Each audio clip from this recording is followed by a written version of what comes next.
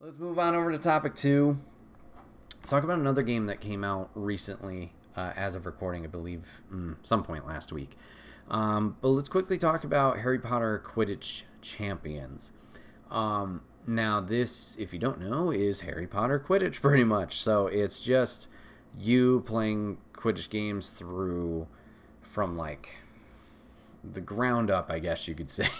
Going through Hogwarts to the World Cup, and just having fun and playing those games. Now, when this was announced, I was like, oh, that's pretty cool. I do remember really enjoying hold on. There was a Quidditch game during the PS2 era. Quidditch. It's not Quidditch Champions, but game. Let me see. You're not showing me, of course. Here it is. Harry Potter Quidditch World Cup. Oh, simple as that. So yeah, it was on GameCube, PlayStation, possibly Xbox. From EA Games back in the day.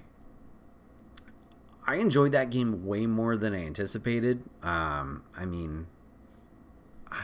felt like I spent a lot of hours just playing game after game after game. It was a lot of fun to jump into, do the whole World Cup stuff and see those different teams, and had good animations and played really well. So when this was announced, I was like, oh, maybe that will kind of scratch that nostalgia itch. Maybe I'll jump into it at some point, if I ever feel like, oh, it's on sale and just want something. We've talked about zone out games. Something I'll jump into, zone out for a little while, get that nostalgia kick, like I said. Play it, move on to the next thing. Well, funnily enough, no, that's not even. Luckily enough, oh boy, English. Luckily enough, PlayStation, if you're part of PlayStation Plus, similar to, I think Xbox used to do this with Xbox Live, every month you get 3 games available to you free to add to your library. Usually these games, range from like there's independent titles to AAA titles, but for the most part, it's a game that's probably been out for a little while, like 6 months to a year, and it's like, hey, these are great games, maybe you missed them, and you can kind of take advantage of that and add it to your library if you forgot about it or just couldn't afford it at the time. And you're like, hey, it's a nice little free gift to you to pick up, even just try something. You're like, I don't know if I would like that thing. And you can grab it that way. Well, PlayStation this month, somehow, Quidditch Champions was part of it. I'm like, oh, well, this is perfect. I'm going to try it right away. Free, not that, oh, got to be free. Don't just support the devs. No. But it was a nice barrier of entry of just like, oh, well, I already technically have it. Just add it in. So I tried it out last night. And yeah, those feelings came back of nostalgia from Quidditch World Cup. The game, maybe not the most deep of experiences, where obviously it's just the Quidditch games over and over and over and over again. I don't think it has the depth to really hook me for a super long time, but I will say that it was a fun experience overall. Flying around, playing the game once again, and getting more accustomed to that. So how it works out is the whole opening section, as most games, is a tutorial section with the Weasleys at their house. They got a big farm area, and they have a pitch over there. Sure. But you get taught how to be each of the characters, whether it's a chaser, beater, seeker, keeper. You get to play as each of those characters and play out different challenges with them to learn the mechanics of them.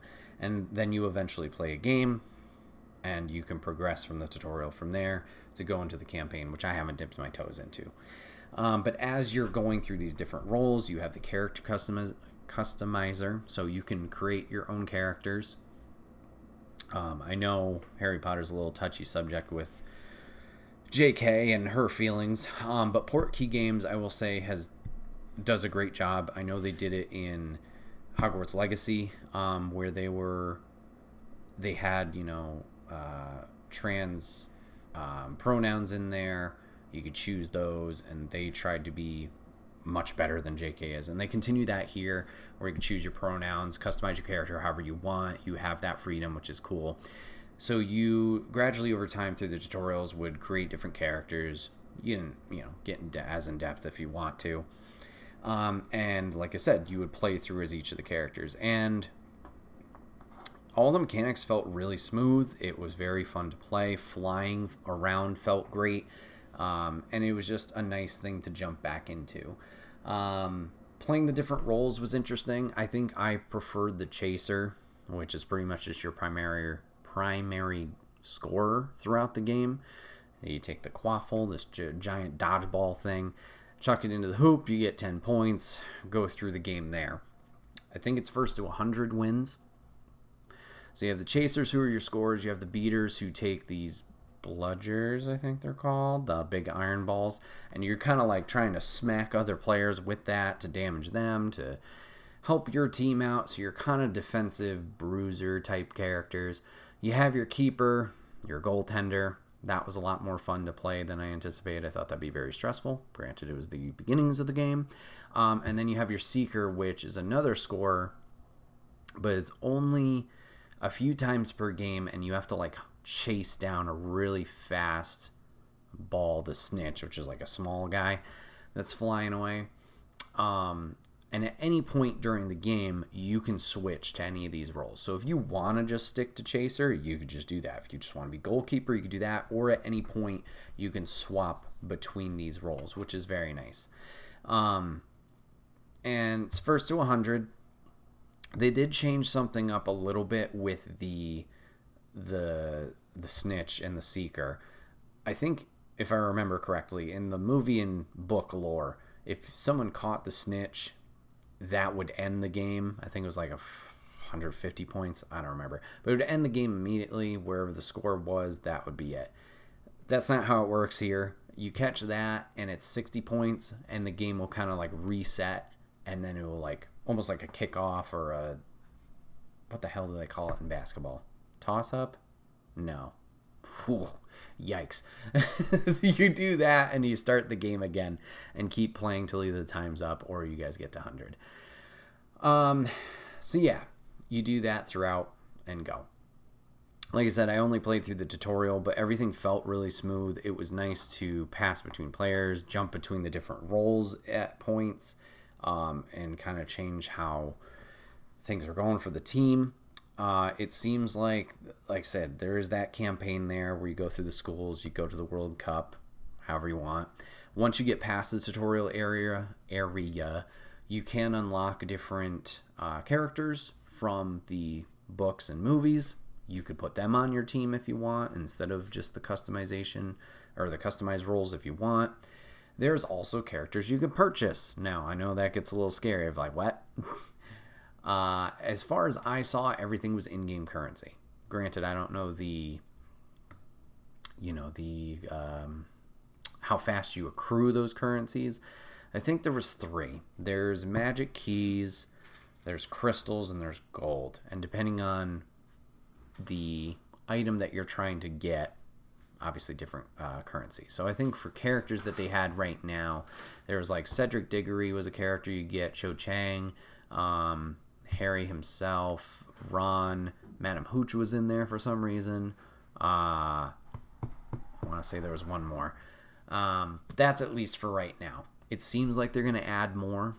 They also had a battle pass. You didn't have to buy the battle pass. I know. They had an unlock tree. Maybe I should call it that. For different cosmetics, more in-game currency. I saw before the game launched, but they have a fun little Easter egg in there where you can get a mask of Hagrid from like the old PS1 games and how he looked jank in that. You could put that on your head. You got Ron in his keeper outfit, I think is max level. So it seems like they're going to have different seasons with different unlocks there. So it's trying to reward the players of like, yeah, you can keep playing this and chase after this stuff. I don't know how successful that will be, but who cares? If you're enjoying it, you're enjoying it. And it's nice that it's all included in the bundle. You're not paying extra money at the wazoo. Microtransactions. There's some cute stuff too. You can also with the customization of your characters. There's different school robes that you can unlock. There's different brooms that you can choose for your teams. different cosmetics, as I mentioned. You can do wands, which I don't know why you would do a wand, why that's even coming into play. Right now they have cute little knit hats, like a Gryffindor lion, like Luna's, and a little dragon for, no, a dragon, a little snake for Slytherin and stuff like that. So that's cool. Yeah, overall it was a fun, nice walk down, memory lane. I'm certainly going to play more of it. I don't know how much I'll play of it. There's also an online component. So I don't know if there's local co-op, but there might be. But you can play with your friends either against bots or you can go online and play matches. So that's interesting. I'm curious how that will work out. I'm sure with it being free on PlayStation Plus, a lot of people are playing it now. So if you did want to try it, maybe now's the time to do that. There's 2 trophies that are tied to online play. If you guys are, trophy hunters and looking for that, I think it's 5 wins online and then win a match or a few matches in a party. So there's that. Other than that, it seems very typical stuff, like score so many goals, do so many things with this character, whatever it may be. But yeah, I'm looking forward to jumping into the story. I don't know how in-depth the story will really be, similar to like sports games, essentially you just got to play the basketball game or play the wrestling game or whatever it is. I don't know how in-depth that will really, really go, but it should be just some fun time. Nice, short, sweet experience. I think 4 to 5 hours I saw for how long to beat. Granted, early, who knows. So yeah, I just want to talk about that a little bit and how fun of a ride that was to jump back into. Like I said, the flying felt great. Very smooth, very responsive, and just fun to do in the moment too, with the commentators going and all the players going around and doing their thing. Yeah, it was a good time. Well, guys, this has been another episode of the Wait What Are We Talking About podcast. A lot of game talk today, this week, so hopefully you guys enjoyed that. If you're jumping into Astrobot or Harry Potter Quidditch Champions, let me know what you guys are thinking of the games down below. Love to hear your guys' thoughts on it. And maybe even the PS5 news. Are you going to get a Pro? Are you not going to get a Pro? Whatever it may be. But yeah, this has been another episode, guys. My name is Bret, aka Enigma9011, and you can catch the podcast live over on twitch.tv/Enigma9011. You can drop a follow over there. You'll get notified when we go live. So you can join in the fun and conversation with us. But if you can't catch it live, that's A-OK. Go over to YouTube and podcast services the very next week, as it's broken out topic by topic and put as one big video and MP3 for your amusement on the following Friday. Last but not least, any way you can support the show, likes, shares, subscriptions, whatever it is. It may seem small, but it does help the channel grow. So if you take the time to do that, we would love and appreciate you for it. Thanks for hanging out today, guys. Hope you guys are playing some fun games. Thanks for giving this a watch. Thanks for giving a listen. And we will see you guys on the next one. Take care.